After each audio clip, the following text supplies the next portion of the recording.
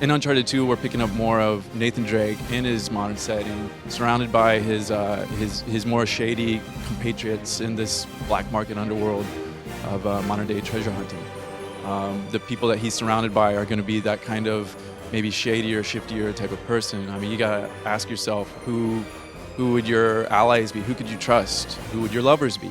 So Nathan Drake's picked up on some clues. One of his buddies from the smuggling black market world has pulled him into an adventure and said, "Hey, I got this clue. I got this sort of this line on some big treasure, which is specifically the Chintamani stone, which is the holy grail of the Buddhist mythology. It's sort of the wishing stone in Buddhist mythology." So he then starts the adventure with a compatriot inside of a museum, looking to do something a little bit shadier. You see him in his natural environment, so he's doing something that is basically criminal, and that's kind of an interesting thing to see. You know, Drake's character. He's a criminal, but maybe a criminal with a conscience. We're hoping to show Drake a little bit more in modern day settings, so you're going to see him traversing a real wide range, a breadth of different environments. From, you know, down in somewhere in a South Pacific island, he's going to have to go to a swamp to find some sort of lost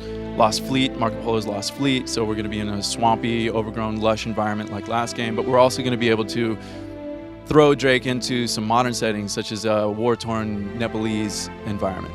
And in true Naughty Dog fashion, we're going to do it as lush and as detailed as we did in the jungle last game, but now it's going to be more grounded in the brick, mortar, and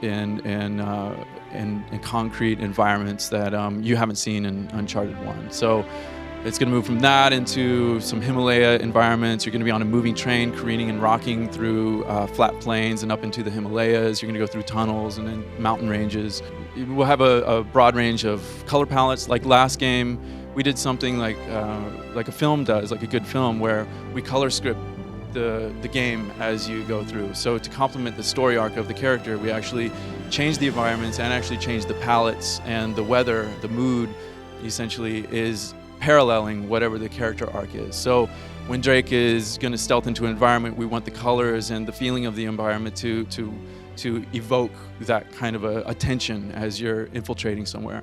And you know, if he's on his last leg and he's possibly been injured, horribly, mortally wounded, then we want the weather, we want the saturation to be pulled out of the environment. We want the weather to pick up. I've succeeded in my last goal, and I get to a vista point and I'm able to look out upon something, and as a goal for a player accomplishing something, that we want to reward you with a beautiful vista and gorgeous colors.